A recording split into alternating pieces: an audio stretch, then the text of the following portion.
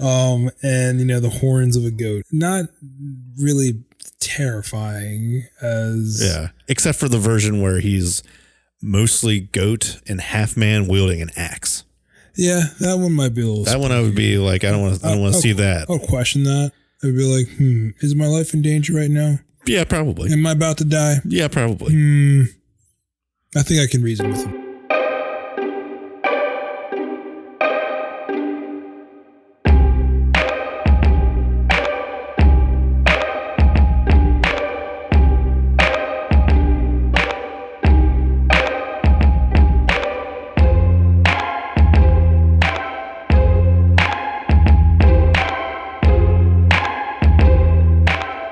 Welcome, everybody, to this week's episode of Shadows and Sightings, the paranormal podcast where we talk about all things spooky. I'm Taylor. I'm Nick. And we've got a local urban legend for you today. If you're from the area of Washington, D.C., we've got the Bunnyman and the Goatman on deck today. Combo. Two mythical cryptid / urban legends / possible serial killers. That's where I'm leaning towards. Yeah. More, yeah. One I think is more of a urban legend cryptid. The other one's more of a serial killer. You're talking about the Bunnyman? Yeah. Yeah. Bunnyman serial killer. Goatman is a urban legend, potentially myth. A science experiment gone wrong. Yeah. So, that's an interesting one. Yeah. But speaking of science projects going wrong, it's a beautiful spring day outside. The goddamn government forgot to turn off the weather machine. And they turned off the air conditioning finally, and it's heating back up outside. Yeah. It's a beautiful spring day. Hopefully all you people out there like myself, and probably Nick, fighting through that seasonal depression, we're at the end of it. Oh yeah. The depression is real. Unless you really love wintertime. I don't know anybody that's like, man, I really love it being dark at 5 o'clock and being cold all the time. Do you think like Inuit people really enjoy the cold weather, or do you think they hate it? I bet they hate it. But they just don't have anywhere else to go. Yeah, like, due it's to just circumstances. Their lifestyle. It's I mean, lifestyle. They might, some cases, I guess they might like it. It's just like what they know. Because there's stability and comfort and like routines and stuff like that. Yeah, because it never changes. It doesn't change, but I mean, depending on what it is for me, like I'll go fucking crazy if it doesn't change. But oh my gosh, yeah. I need seasons. Yeah, but do you feel, or maybe it's possible that an Inuit person, if they ever like went to the Bahamas, they'd be like, "Oh God, this is amazing." Either that, or they would be like, "I am fucking roasting." This is, and I hate this. Like they just or they just come here for a 60-degree day, and they're like, "What is this? This is too hot. I'm used to 5 degrees." It's so funny. My mom down in Florida, she's calling us and just like bragging about the weather and all that. Of course. Oh yeah, it's 70 degrees over here right now. We're out on the pool. We're out. No, that's great. That's great. You know what it's not? You know what it isn't here? 25 degrees here. 25 degrees here. And I don't have a pool. And the wind chill is -5. Look outside. My nipples are icicles right now. And I'm inside. I'm spending $700 a month on electricity because of my heat. It's fucking expensive ass oil that I have to keep getting delivered. Yeah. Keep from fucking freezing. But enjoy your pool.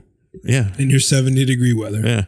But then, it's like as soon as it dips down to like 50 degrees down there, everybody's in a sweatshirt and a hoodie or whatever. Oh, yeah. At 50 degrees here, we're walking around T-shirts, flip-flops. I'm like, please. Flopping it up, man. Yeah, flopping it up. Oh, it's going to be 49 degrees. It's flop weather. Straight flopping. There's nothing better than going from because I think yesterday or the day before it was like 30 degrees outside. Yeah. And then to get a random 60-degree day. Oh. No, nothing better than that. It's tease. It breathes fresh life into you. Oh my gosh, it's so good. It's a tease. You just walk outside and like you're in shorts. Yeah. Oh my gosh. Or like you walk outside and you're prepared for it to be cold and you're like in a hoodie and your sweats or whatever, and you walk out and you're like, it's a little toasty. Yeah, this is nice out. I can take this hoodie off, and then a couple minutes later, you're like, oh, actually, I probably should put this hoodie back on. It's a little nippy. But it's so funny because wind's blowing.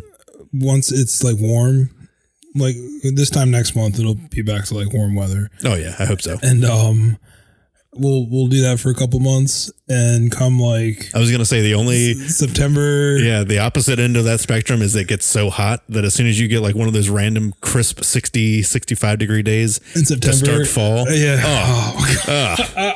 And you get to put that hoodie back on. How I miss you. It's been so long. And you put it on, and that crisp fall weather, the smell, and then all the smells start coming back. Oh yeah. Like people who burn pumpkin scented candles in like August or like July. Yeah. That's a different breed of people. Psychopaths. I can't do it. I mean, I did that once. I will admit, back in like 2023, I was going through it. So I had to hyperfixate on something. Sure. And then something was Halloween. So after 4th of July, I was like, okay, well, Halloween's the next major holiday. I'm going to start celebrating it now. So it was like maybe the end of July, I started putting Halloween decorations up, started getting all my fall stuff out. And I learned that when you celebrate that long, once Halloween gets there, it's just kind of, it's a nothing day. Just doesn't feel special. So it's like Christmas music.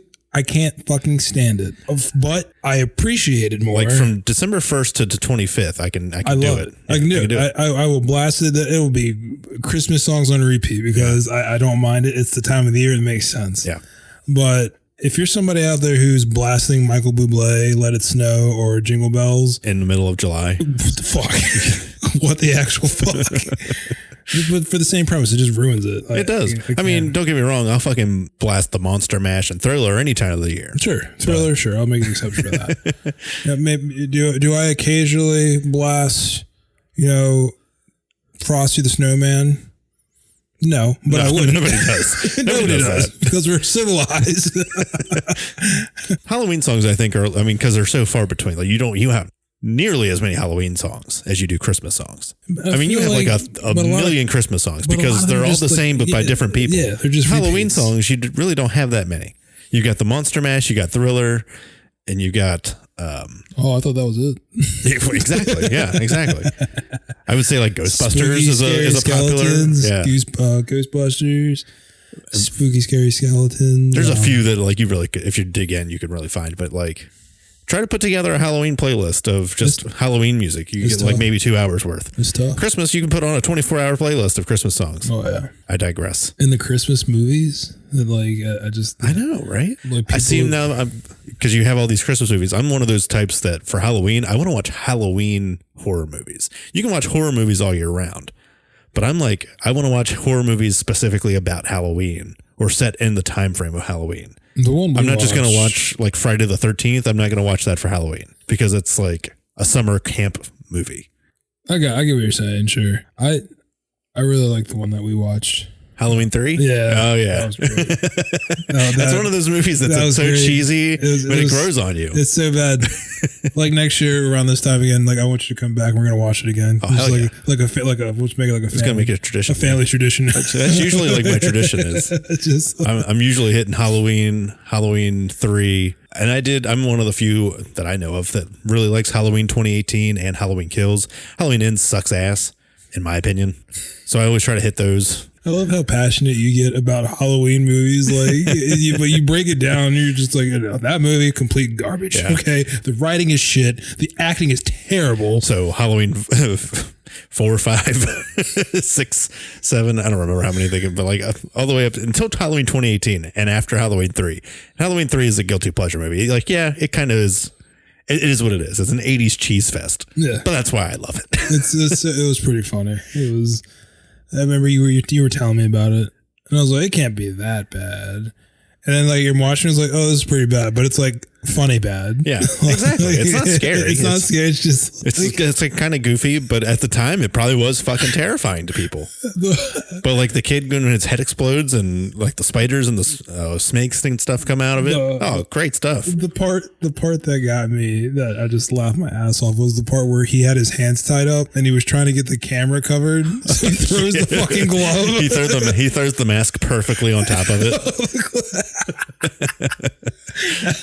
That made me crack up. Like, what the fuck? So good. There's so many plot holes in that movie, but I just love it. Like, when did she become a robot? And why did it take them like halfway home? They were almost back to his house by the time she was like, I'm a robot now. Yeah. He punches her head off. Yeah, and he's like, oh my gosh. Stop it. No. Stop it. No. Good stuff. Go watch Halloween 3 tonight. Just for shits and giggles. You'll appreciate it. You won't be disappointed. You won't be. It's good stuff. It's good stuff. But anyways, my goodness, we are in the thick of it. We've got a couple of things coming up in our own personal lives. So if we miss a week coming up, we're sorry. But I'm going up to the Big Apple, New York. I'm not sorry. Nick's not sorry. He's going on a cruise. He's going down to, where are you going? The Bahamas? We're in the Bahamas. Yeah. We're going Nassau, Bimini, and what was the other? Bimini. In Port Coco Cay or something like that. That sounds fun. It's like a giant, sounds like a chocolate place. Yeah. It's like a giant resort. It's a water park. Little man's pretty pumped because there's these like I bet he is. There's these like slides on the ship, right? Or at the place? No, at the place. Okay. There's these slides that they'd like just drop you. Mm-hmm. And he's like, like they're like the straight down ones? The vertical ones. And he's like, oh man, I can't wait to try that. Normally, that's interesting. I didn't know he was a little thrill seeker like that. Oh yeah, this kid is freaking insane. like most shit, he's like, no, I'm not doing that. But this shit, he's like, oh yeah, fuck. He's like sitting there reviewing videos and watching it, and he's like, we're gonna go here first. We're gonna do this, and you're gonna do it with me. I am. I guess I am. Has he been on any roller coasters or anything yet? Yeah. Does he like roller coasters? He does. He did the Comet. At Hershey. Nice. And classic. Oh yeah, it's a good starter coaster. I think the Super Duper Looper is like most people's first roller coaster. Yeah. I didn't start riding roller coasters until I was like 16 with you guys. Like I got pressured into it because I was terrified of roller coasters for the longest time. And then it was me, you. I don't remember if Will was with us, but I know it was Kirshner was there. Was it one of those trips? Yeah, it was one of those trips. Yeah. And it was like everybody was getting on the Great Bear. And I'm like, I'm not going to be the only one sitting here. Like, it's not going to be me. I'm not going to look like a bitch in front of my friends. So that was my first roller coaster, the Great Bear. And then ever since then, I've been hooked. So mine was at King's Dominion. And I don't even know if it's still there or not, but it was a Scooby-Doo themed roller coaster. Nice. And I was probably like 6 or 7. Oh, nice. But my first like coaster was the Storm Runner. Oh yeah. And the anxiety was through the roof. I was like, because my buddy was like, "Come on, let's get on it." I'm like, "You're insane. That coaster's so nuts. Cool, man." And then after that, I was hooked. I can't. Yeah, that's definitely one of the, because I did the Great Bear, and then I don't remember what my second coaster was, but like, I was like, okay, the Great Bear, good. All these other ones, I'm not so sure about, So I think I did the Comet, and I think maybe I did the Wildcat or something like that. I love the Wildcat. I like the Wildcat Revenge now. I've been wanting to ride it. I haven't got a chance to ride it yet. That one's crazy, dude. That one almost, that one can make you a little sick if you're not careful. Really? Because it's just all over the place. Oh man. Yeah. We're going here. We're going to get the tickets and go here in a couple months when it opens up. Oh yeah. I'll be there. Hell yeah. And I want to go Sky Rush is so, dude. Candymonium though. Candymonium is my new favorite roller coaster. That's my new favorite. So good. I told you the story about the Storm Runner though when it first opened. I didn't ride it, but it was like, it's like one of my favorite Hershey Park iconic memories. Hershey like core memories. It's like my core memory of Hershey. That's like Asian, very Asian dude. Probably came over, visited family, and they all decided to go to Hershey Park. Because obviously English wasn't his first language or anything. Sure. I remember him going down and getting onto the Storm Runner. And if you've been to Hershey Park, you know this. Where the Storm Runner comes out of its little tunnel or its dock, it comes out and then stops. And you can hear the thing going, "Please keep your hands and feet inside the ride at all times. Get ready. Here we go." And then it takes off. Well, the Asian dude's sitting in the very front row, and you see him sitting there, and he's just like bebopping a little bit. He's like having a great time. He has no idea. Having a great time. And then all of a sudden, I mean, he had a great head of hair on him, and he just, the hair just goes straight back, man. And it was so funny. And you just see his whole face, and he gets off in this one, and I will never forget. He gets off and somebody was like, "How was it? Did you enjoy it?" And he does the most iconic thing I've ever heard. He just turns around and goes, "Super crazy." Just keeps walking. The finger pointing. It's just super crazy. Super crazy. And just keeps going. I was like, oh my God, that was incredible. I was like, I don't know why that stuck with me so much, but to this day, I will never forget that. Yeah. Hershey's great. Yeah, it is. And that's another thing where I could probably go there at least once a year and appreciate it. I know you've got like the season pass, so you probably go multiple times a year. The great thing about the season pass is that you don't feel like you have to get on everything in that day. You're like, oh, okay, I'll just come back. Yeah. You know? So I can hit the Candymonium and the Sky Rush and the Great Bear. And if I don't get on anything else, I'm good. Come back 2 weeks, 3 weeks later. Yeah, I can come back tomorrow if I want to. Yeah. You know, and like the water park, I can just spend a whole day at the water park and not feel bad about it. That's what Old Man does. Yeah. He loves the water park. It's a great water park. It's one of the best ones, I think. Especially since they got the playground, like the big water playground. Yeah, with the bucket. It never has a line, so you just go in and like enjoy it. Yep. Oh, I heard it's so great. Can't wait to go back. I wonder if Hershey Park's got any ghost stories. I wonder if old Milton Hershey roams the park. Running around, Milton Hershey. I'm going to have to look into that, see if there's any ghost stories about Hershey. Do an episode on Haunted Hershey. Haunted Hershey happenings. Yeah, I'll do some digging on that one.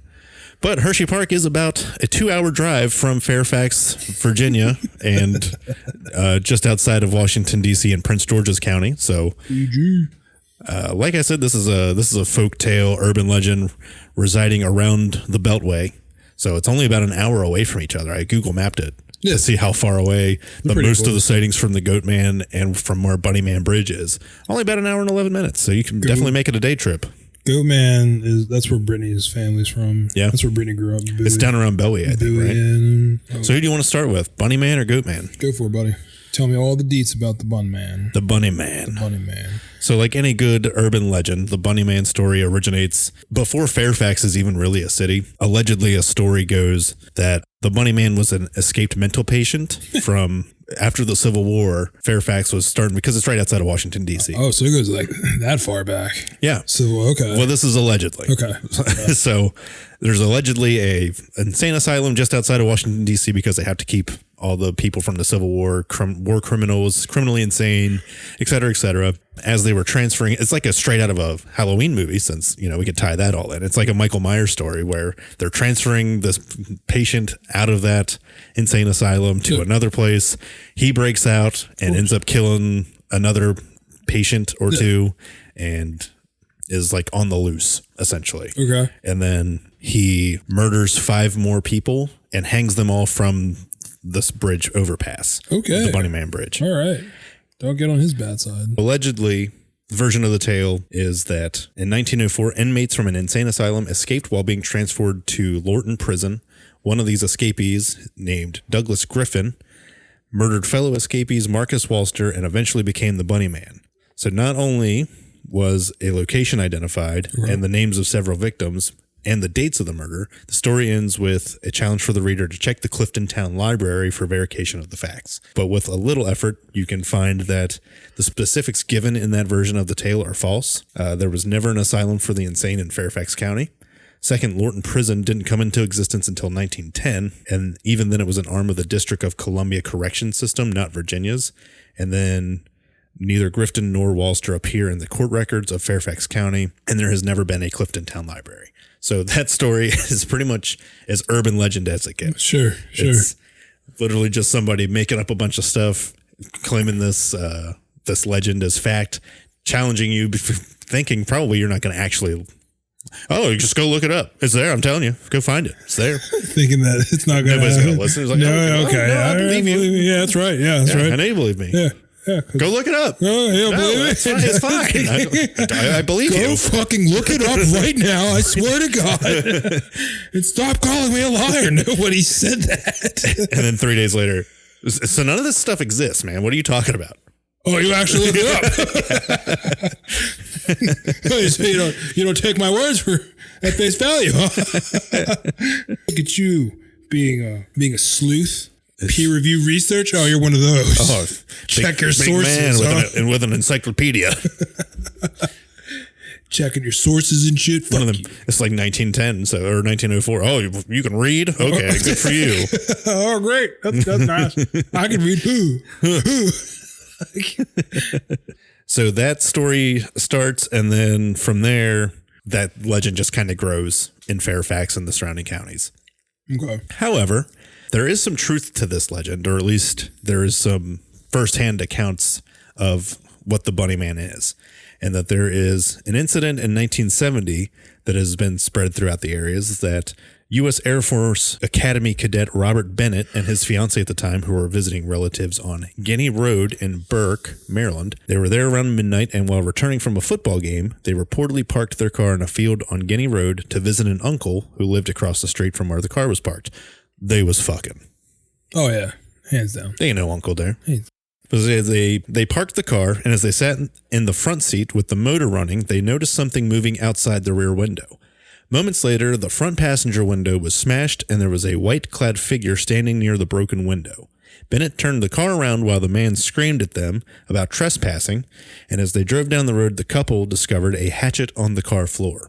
When the police requested a description of the man, Bennett insisted that he was wearing a white suit with a long bunny ear mask or hat. However, Bennett's fiancée contested that the assailant did not have bunny ears on his head, but was wearing a white capriote of some sort, which a capriote is like a KKK member's hood. That's pretty much what that is. Pointed hood.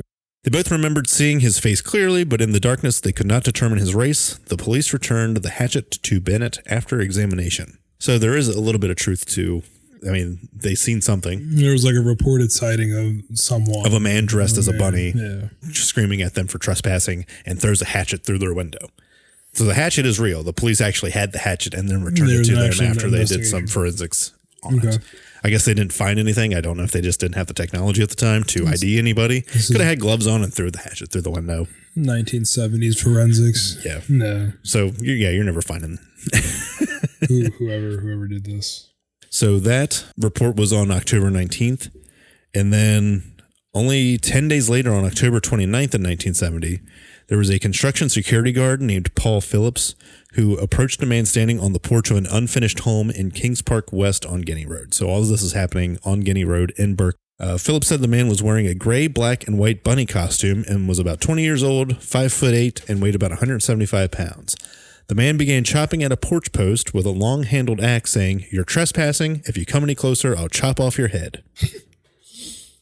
Kind of sounds like someone's got some land there that they just don't want.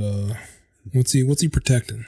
Exactly. What's he got hide on it? I bet it's Cortez's lost gold. You think? Oh yeah, might be some Confederate gold down that way. Could have been Robert E. Lee's lost. The Confederate gold. Yeah. I mean, Fairfax isn't far from Arlington, and Robert E. Lee lived at Arlington, Virginia, until he defected and joined the Confederacy, and then the U.S. government took over his residence and turned that into essentially a base and just made sure that Robert E. Lee could never come back to it, and then turned it into a cemetery as the most giant middle finger that you could ever give somebody. Like, here we'll bury your dead soldiers. Dude, seriously, that's the most petty thing the U.S. government might have ever done. Yeah. Well, so you're killing all of these U.S. troops. Guess what? We're going to bury them in your front yard. You want to play these games? That's the kind of energy you're bringing? Yeah, exactly. All right. So yeah, Fairfax isn't far from Arlington. I don't think. It's within probably a 20-30 minute drive, maybe. Fairfax, yeah, they're pretty close in proximity. Yeah.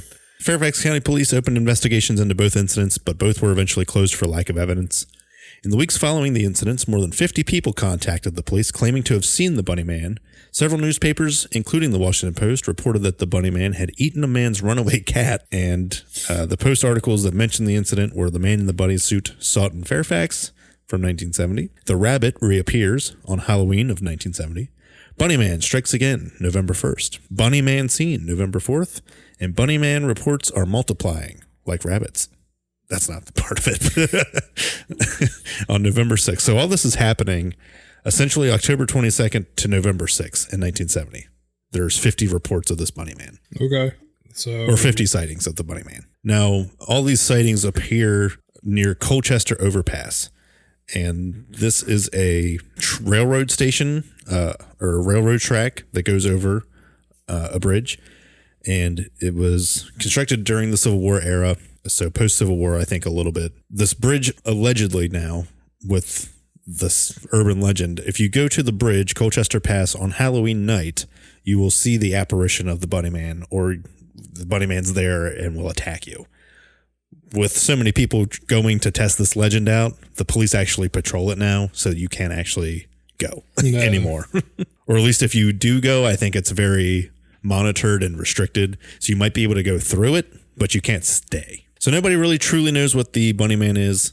Some legends report that it's an escaped parent or an escaped patient from a mental asylum who passed away and now haunts the Colchester Pass. Others believe it's a deranged lunatic who dresses as a bunny, protecting what I guess he believes is property of some sort, and guards the Colchester Pass in that area and will try to murder you with a hatchet. And that's pretty much the top and the bottom of the Bunnyman stories. Yeah. All right. So there's a lot of similarities between the Bunnyman and the Goatman, essentially. There's a bridge, it's a half cryptid, half, man-like creature. There are variations where he is a serial killer as well. So a deranged lunatic running around with an axe. Of course. I did see that he was also wielding an axe. Yeah, it just seems to be like the weapon of choice. I didn't realize this until I was doing our research. My Halloween costume, I was basically the Bunnyman for Halloween. Yeah, essentially, basically. So we can start, if you look at reports and like the origins of the Goatman, a lot of the stories, a lot of the reports, kind of May of 1971 is kind of like the onset of like the Goatman. Interesting. Legend. It's around the same time, Terry. Yeah, 1970s, early 1970s. 70s. And it was made, kind of brought to the attention by a student from the University of Maryland named George Lazama, who completed an undergraduate folklore project on the Goatman. And then that was later added to the Maryland Folk Life Archives. He claimed that in his paper that the Goatman is located on Tucker Road in Clinton, Maryland. Most people, though, if you just bring up the Goatman, they kind of refer to his home base as PG County, Prince George's County. So Bowie, that area. Right. So as far as like origins as to where he came from, there's... it's kind of ridiculous. Yeah, and to be clear, we're talking about the Maryland legend of the Goatman because there are multiple different versions of the exactly. Goatman. Yeah, just like the Bunnyman, there's actually a London Bunnyman as well. But we're just specifically talking about our local area of versions. So the Maryland version of the Goatman, one of the common origin stories is he was a science experiment gone wrong. It's a classic lizard Dr. Connors. Basically. Well, I saw, so this guy was, I think his name was Fletcher. Yeah, Dr. Stephen Fletcher. Stephen Fletcher was doing experiments on different animals. Apparently he worked at the Beltsville Agricultural Research Center. Which is still around today. Yeah, that's an actual place in Maryland. It's a unit of the Department of Agriculture. Some of the things that they work on: air quality, animal health, crop production, food safety, just to name a few. But apparently Fletcher worked at this location and was doing some sort of experiments with, animals, allegedly. And in some variations, it was an experiment gone wrong where he somehow like injected himself or infected himself with these experiments. And because of that, he turned into the Goatman. But then there's other variations where the animals that he was like experimenting on, one of them got out. One of them was mutated. Mutated, and that is the Goatman that we have running around Bowie. I did some digging, and again, a lot with these like urban legends, it's very hard to find. There's multiple stories. They evolve over the years. Blown up over the years. It's very hard to kind of find factual evidence and actually corroborate a lot of these claims. Right. So... did it actually happen? Is that something? It's possible. It's sure. Maybe there absolutely could have been a mad scientist working at the Beltsville Agricultural Research Center doing experiments on goats. I think that he somehow got goat hormones and injected them into himself and turned into a half goat? Not really. He could have been just fucking a goat. But he could have been fucking a goat. That's a possibility. It's possible. Who am I to say? It's 1971, man. Anything's possible. Shit was wild back then. It's not the first time that we've heard about cryptids emerging from research labs, and Mothman, essentially the TNT lab. Right. In West Virginia, there is supposedly where a radioactive facility that mutates somebody into this cryptid. Exactly. So the fact that this comes up, it's not surprising at all. Right. What are some of the reasons why this legend has like continued to persist? So in the 1930s, it can kind of be traced back to a little bit further. where there were reports in the, the local area of dogs going missing, and farmers attributing that to somebody attacking their dogs or whatever. Mm-hmm. There were instances where farmers would find their dogs like mutilated on the side of like train tracks and stuff. But then skeptics are like, the dog just got hit by a fucking train. The dog, got hit by a train and ran over by a fucking train. Yeah. But no, they're like, oh, no. I seen the Goatman. It was Goatman. He was here. And that kind of seems to be like an ongoing thing too. Like, that's not the first time that if you look up the history of the Goatman, you'll find multiple reports of people's dogs like missing, but they're always found by like train tracks. And that is like the explanation. Oh, it's the Goatman. And I think in the 70s in Maryland, there was an instance where the police were actually called by a bunch of teenagers, and they were like, we have him cornered. And they realized, then they realized that because of course their dog had gone missing or whatever, they found the dog mutilated by the train tracks. They called the police, and supposedly these teenagers had it cornered for, X amount of time, but then it escaped before the police showed up. Of course. And, but the same thing, they're like, well, look what I did to my dog. And the police are like, I think he got run over by a fucking train. You see over right there on the train tracks, all the blood and gore and viscera? I think that was probably the train just sawed your dog in half. No, I think you're fucking wrong. And it was the Goatman. I seen it with my eyes. He had a little napkin, and he had a little table and a little steak knife, and he was just going to town. Beef Wellington mode on my dog. But of course, according to the University of Maryland folklorist Barry Pearson, the Goatman legends began long, long ago and were further popularized in 1971 with the death of the dog. And of course, they blamed it on the Goatman. Of course.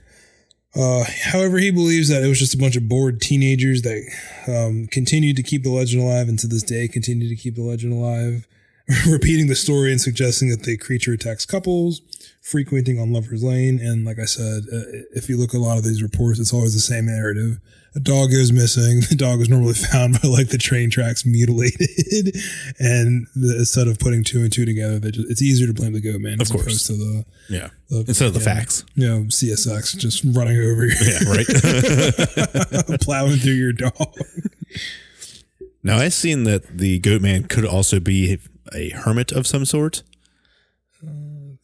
And I've seen that he is said to appear near Fletchertown Road and Governor's Bridge Road in Bowie, Maryland. So Fletchertown Road, if you look it up, I mean, it really is just a long stretch. It kind of circles around a little bit, but the woods on both sides of it, more or less. Apparently, if you're driving around there at nighttime, it's possible you're going to see him. And some people believe he's just a hermit that looks like a goat because he's scraggly and covered in hair.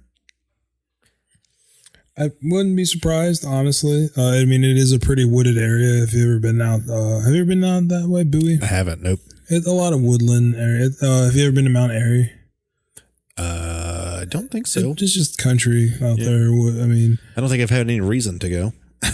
Yeah, it's pretty country out there. So I wouldn't be surprised if it is. What does the Goatman look like? I don't know if we've covered exactly what the Goatman supposedly looks like. Yeah.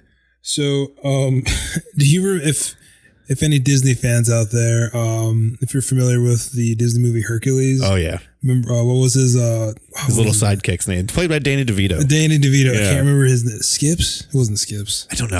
I literally just seen this movie like last week. I can't remember what his name is, but essentially, it's he kind of looks like a fawn. So the lower half of a satyr, goat, as it were, or satyr or fawn. So the lower torso of a goat. So he has like the goat hind legs, but the upper torso of a male, of a human. But his name was Phil. Yeah, that's what it was, Phil. I remember it was something like very basic. Yeah, his name was Phil. Phil. And the horns of a goat. Not really terrifying except for the version where he's mostly goat and half man wielding an axe. Yeah, that one might be a little. That spooky. One I would be like, I don't want to see that. I'll question that. I'd be like, is my life in danger right now? Yeah, probably. Am I about to die? Yeah, probably. I think I can reason with him. Hey, buddy. And it's just fucking the last cold thing, cocks you with a fucking wood cutting axe. The last thing you see, he just bleed at me. Yeah, he supposedly squeals before he attacks. Yeah. So. The last thing you hear before is the bleeding of a goat. The bleeding of a goat. Just, oh, God. So, yeah, he doesn't look he's not menacing. I think a combination of him being a fawn and potentially being like feral because he's out in the wild, maybe that's more terrifying to some folks. I think so. I think a feral hermit man who wanders along a road. I'd be more afraid of that. Yeah, Goatman. I could see that because I mean that's obviously a disturbed person. Yeah, you know, probably seen some shit. Yeah, probably. Now, unless he's like the pigeon man from Hey Arnold, in which case he just wants to help the goats in the area. Sure, like nurse them back to health. And yeah, he doesn't care about human life. He's just like, these are my goats, man. All the goats running around, just here to help the goats. Yeah, just. They help control the underbrush. His leg's broken, so I put a little cast on him. And I gave him some berries. That one's in a wheelchair. Did you make that wheelchair? I did. Got all the parts from Hobby Lobby. Yeah. This one over here just got accepted into Yale. Oh, you teach them? I don't teach them. Yale's going to teach them. Yeah. Okay. This is becoming a very bizarre experience. I thought you were a psychopath. No. Misconception. Yeah. I just stay out here stay out here in the woods, man. Don't you have an axe? I have this rusty watering can. I do have an axe, actually. I use it to cut down trees and limbs to make tinder for firewood and roast my meals over it. Nothing malicious about that. Huh. That's so strange. Now, did you fuck a goat or did you have an accident at a lab? Both? Oh, okay. But did the goat fucking happen before the lab experiment? Oh, the goat fucked me. After? Wow. This was not what I was expecting at all. And in an attempt to better understand them, I became one with the goats. And that's why I take care of them. This is getting kind of weird. All right. These goats are all my children. Your children. Yeah. And now you're trespassing against my children. Oh, there he is. There's the son of a bitch. That's what I was waiting for. We just had to talk to him for a little bit. Now he's unhinged. So yeah, it doesn't really he doesn't look menacing. In all honesty, another reason why the legend persists or why it blew up the way that it did. You got to think, this is like the 1970s. So kind of around the time of the Satanic Panic. Oh, yeah. So, of course, Goatman, the association with the devil, it's not surprising that this kind of blew up the way that it did and still persists to this day. Probably got famous because of the Satanic Panic and it just kind of stuck around. Well, that and I feel like the 70s is like the peak for a lot of these urban legends. 70s and 80s, because you think about the time period. The 70s, there's so little... I don't want to say that there's so little to do because there's not so little to do. It's more the fact that you don't have, like, for instance, social media and cell phones and stuff like that. Sure. So the best thing you can do on a Saturday night in the 70s usually is like just drive around, case of beer, and then just tell ghost stories to your friends and like hang out. It's nothing we didn't really do in the 90s. Back before, technology took over our lives. We go over to each other's house, spend the night or whatever, tell ghost stories and scary stories. And, I heard the story from my older brother and he heard it from his friend and his friend heard it from his dad. Oh, yeah. And that's how this kind of starts. And then you hear it and you tell your friends and then your friends tell their friends and it just branches out from there. This is a giant version of telephone. Yeah. And that's pretty much how urban legends all stick around. Yeah, and then, of course, without the availability that we have now with computers and cell phones, you can't just look it up and be like, oh, this is all bullshit. You'd actually have to go do some research at a library to try to find out the truth behind it all. And really, who wants to do that? That's ruining the fun. Yeah, it's. I think there is something to be said about keeping the urban legend alive. I think so. Because it's exciting. It makes you wonder. You question. No, I don't want to say like question reality, but I think there is a part of us that has always been fascinated with like the unknown and kind of curious about like what's on the other side. I mean, that goes back to like our ancient ancestors. Yeah, exactly. Just explanations for everything. So I think it's kind of like innate. It's no different than the Vikings telling stories around the fire of the gods in Valhalla and Asgard and the Aesir. Yeah. So I'm not surprised that this legend's still here today, and it's probably not going anywhere. And we got to preserve those legends. And the legend of Goatman, it might be different in 100 years. Oh, he doesn't eat dogs. He eats cats. That's why I find mutilated cats by the train tracks. I'm just interested how a goat gets associated with eating dogs in the first place, besides the fact that there's dogs eviscerated by a train track. Like, in what context? Because goats are herbivores, right? They just eat grass and shit. Yeah. What would make them want to eat a dog?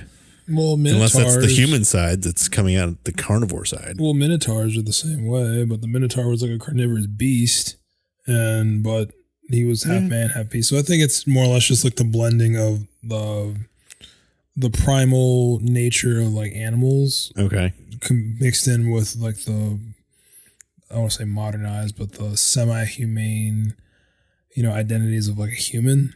Okay. So yeah, they're herbivores, but that's like the human nature coming out of like wanting to eat, to attack and protect its territory, and maybe, I don't know, but but I've seen that in a couple instances where it's like, oh yeah, these are carnivorous beasts, like the minotaur is just like tearing people to shreds and eating them, but the cow part is supposed to be a cow, so like eating hay and cod. Yeah, I don't know. If you're a farmer and you know what cows eat, besides or the technical term for it, let us know. We're here to learn. Us normal folks just call it hay. So, in a meeting of the Bunnyman and the Goatman, what do you think would happen if these two made a trip across the Beltway and confronted each other or joined up to grab a beer? I think it'd be that. You think it would be that? I think it'd be that. I think they would just grab a beer. Yeah, two man-animal hybrids with axes just hanging out. Oh yeah. The Bunnyman just pulls out this big old carrot and just lights it and just smokes like a stooge. And the bunny or the Goatman, he's just vibing. He's there smoking grass. He's got a big old joint. Oh yeah. Yeah. Some goat milk. Jesus. Chugging goat milk. He sells his own products. Oh god. just milking himself. And goat's cheese, goat milk. There's all kinds of goat things. Yeah. Now. So I mean, it is milk from goat. What is that? I feel like that's from something. What is that from? Maybe it's Drake and Josh or something. I thought. Well, I mean, there's Borat. Glakma. There was Borat where you serve us goat balls. That was Drake and Josh. Somebody's gonna be watching Ik Glakman. And it ain't gonna be me, Josh. Good stuff. I think Crazy Steve could have been the Goatman. He probably is. Actually, he might have been the Bunnyman. True. He gives me Bunnyman vibes. Yeah. I wouldn't be surprised. I wouldn't be surprised at all. But then again, that part of Maryland, anything fucking goes there. Yeah. You got Baltimore. Well, it's mostly DC. It's like mostly DC is there. But DC in itself is just like freaking nuts. I don't think I've ever gone to DC, and there wasn't a time where I wasn't not impressed, but just not surprised at some of the shit I see. It's just a everyday thing. I can honestly say that every time I go to DC, it's usually pretty tame. I can't remember ever being there and being like, what the fuck? Like, what is happening? What is this? And I've been there for some pretty crazy events. Like I was there for 4th of July once, and like the fireworks on the National Mall. And even then I was like, wow, this is just like, it's fine. Like I don't see anything out of the ordinary here. That checks out. It being DC with all like the bigwig politicians in there, there is more security around that area. Oh yeah. More so you probably don't see as much. Yeah. Like I mean, I guess if you don't venture too far from the National Mall. Yeah, like in that area. Like I've never seen it. But Baltimore. Oh, Baltimore's a shit show. But Baltimore is like, oh man, every time I go there, it's like fucking wild. There's some shit going on. Sorry to anybody that lives in Baltimore and you're really proud of that fact, but oh no, but I love Baltimore. I love going to the Orioles games. Yeah. I love going to the harbor, like the aquarium and all that. I love that area. Yeah. I love going to concerts there. It's just the Guinness Brewery's right there. Yeah, so, you always see shit when you go to Baltimore, and it's just freaking wild. Could the Bunnyman be walking down the street in Baltimore? Probably. Oh yeah. Oh, hands down. Just hitch a ride up to Baltimore and hang out for a day. Yeah. It's just insanity. I wouldn't put it past him. But the Bunnyman is walking around Baltimore right now. Him and the Goatman are just down at the Guinness Brewery, just pounding. I didn't see him when I was there. Oh man, no, they were there. I feel like they would probably be like downtown. They'd be like at the Horseshoe Game Inn on the bar where Edgar Allan Poe was last seen before he died. He'd be at that bar. Yeah, okay, that's fine. Can you still go there and get a drink? Oh yeah. Oh okay. Cool. That's like their big talking point. Is it? Come in and sit at the same bar stool that Edgar Allan Poe sat at right before allegedly before his last drink or whatever before he left. This bar stool right here. This one right here. I don't know if that's true or not, but I know the sign says that this is his last stop. Yeah. You mean to tell me that Edgar Allan Poe's ass cheeks was on this bar stool right here? Yes, that's what I'm telling you. Please don't kiss the bar stool. Why are you? You can't leave without. You can't leave. Stop caressing it, please, sir. It's just a second. Shh. So, what are your thoughts on these two urban legends? What do you think that their true origins are, or what do you think they significantly or represent in our society? I honestly think they're just urban legends, kind of kept alive by word of mouth. Was there maybe an instance where something happened that kind of sparked it? Sure, because urban legends come from somewhere. Mm-hmm. Very rarely I think an urban legend is just like somebody wakes up and he's like, you know what I'm going to fucking do today? I'm about to make up some shit. Bunny, half man, just do. Hey Larry, you're not gonna believe this shit. Yeah. What's up? I was out at this fucking Colchester Bridge, and goddamn, if I didn't see a man dressed as a bunny wielding an axe. Fucking bunny ass man walking around buck naked, 2:00 in the morning with a fucking axe. Okay, shit was wild. I doubt, Jerry. It's 4 a.m. I gotta work. That's great. That's cool and all. But let me tell you about this fucking bunny man. I rarely think that that's like the case. So. Somebody probably did see something. It kind of spooked them. They filed the police report or whatever. I think in the case of the Bunnyman, I think it was truly a dude, maybe a mentally unstable man living in the area. Sure. Who actually attacked people with a hatchet. Maybe never killed anybody per se. But I mean, the evidence was there that somebody threw an axe through somebody's windshield. Territorial. And whether they were actually dressed as a bunny or not is one thing. But yeah, I think the evidence supports that somebody was out there to start this legend. Yeah. So... yeah. The Goatman is a different story. I don't know. Honestly, because they're so close in range, like the Bunnyman being the original. That could have been. The Goatman was probably just an offshoot of that. There's a lot of similarities between the two. Is it like you think this is like a Jersey Devil Snallygaster situation? Yeah, basically. Do I think that there's an actual Goatman or Bunnyman running around? Probably not, but maybe there is some truth to where they. I think that the Bunnyman thing could absolutely be a copycat thing.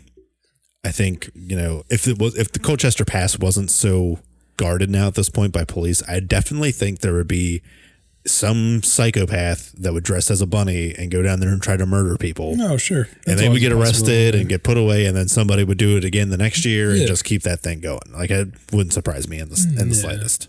I could see that. That's fair. Supposedly happens on Halloween night. You see the ghost of the Bunnyman. So I think that means we got to go down there on Halloween night and see what we can find. Goatman chills at this freaking at this bridge or whatever. He like pops out whenever you head down there. This haunted ass Fletchertown Road and whatever. So maybe. Yeah, just walking down the street, hitchhiking.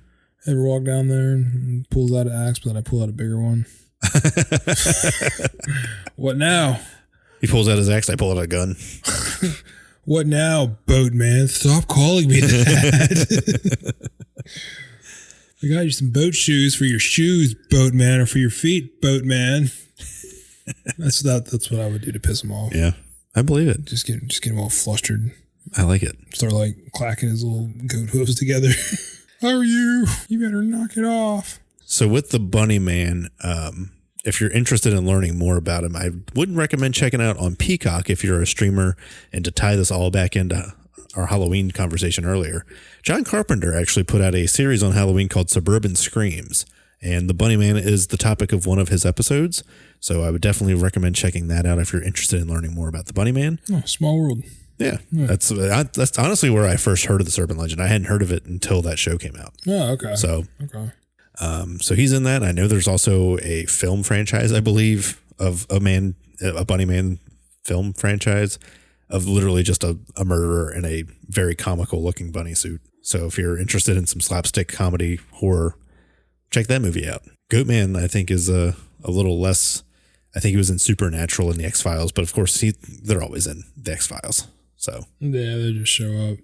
You can go on like YouTube. I think there's a what's the show with William Shatner? Mysteries of the Unexplained. Mysteries of the Unexplained. There's an episode on the Goatman. So if you ever get a chance, check it out. It's on there. We'll look up Mysteries of the Unexplained with William Shatner. Just look up the Goatman episode. It's pretty thorough. Yeah. And if you're interested in the locations, like we said, Fletchertown Road in Bowie, Maryland, down in Prince George's County, or the Colchester Overpass in Fairfax County, Virginia, right outside of Washington, D.C., both accounts. If you want to see both locations in the same day, like I said earlier, it's only about an hour and 15 minutes away from each other. If we take 495 right around the Beltway, it's right there. Like I said, Colchester Pass, I don't know how guarded or how patrolled it is by police these days, how much you can go see, but it's a hot spot for paranormal investigators to go down and check out and see what they can find. So if you're interested in doing that kind of thing, I didn't tell you to go do it. I'm just saying. I'm just saying you can. If you're in the area and you happen to be there around Halloween or at night, if you get murdered, it's not my fault. Do not say that Shadows and Sightings, the paranormal podcast, told you to go down there and check it out. Because if you do, I'll deny it. Yeah, you got nothing on me, man. I'm putting a disclaimer in this episode right now that I'm telling you that I am not advising you to go do it. I'm just saying you can. Because it's a free country, you can do what you want. Exactly. And if you happen to make your way out there and you see us there on this specific date and time, yeah, just say hi. And just keep moving because you didn't see anything. Yeah, because we're not going to be there. We're not lawbreakers. We're not Neanderthals. We got boundaries. Yeah, we're law-abiding citizens. Yeah, for the most part. So what if I don't do my taxes? I haven't filed that shit in like 13 years. Yeah. They don't need my money. They got enough of it. But I think that'll do it for this episode of Shadows and Sightings. As always, you can find us on Instagram and Facebook, Shadows and Sightings, a paranormal podcast. Instagram, Shadows and Sightings pod. Send us an email, shadowsandsightings@gmail.com. Our merch shop is still up on Printful, so you can grab yourself a shirt or a hoodie. We are always looking for new stories. So if you want to be featured on an episode, or if you want to tell us about a paranormal experience that you have had, please feel free to reach out to us in any means that I listed. Just send us a message, send us an email. Either one of those works. Nick, any closing thoughts? Nope. Just like I said, we got some personal things coming up here, so we won't have an episode. We're probably going to skip a week, more than likely. Yeah, won't have anything next week, but then we'll be back the week after. As It's going to be full on springtime by then. Time change, all that stuff's happening this week. So should be getting dark at like 7 o'clock, 8 o'clock. Fuck yeah. Yeah. With that being said, we'll see you all next time when we talk about all things spooky.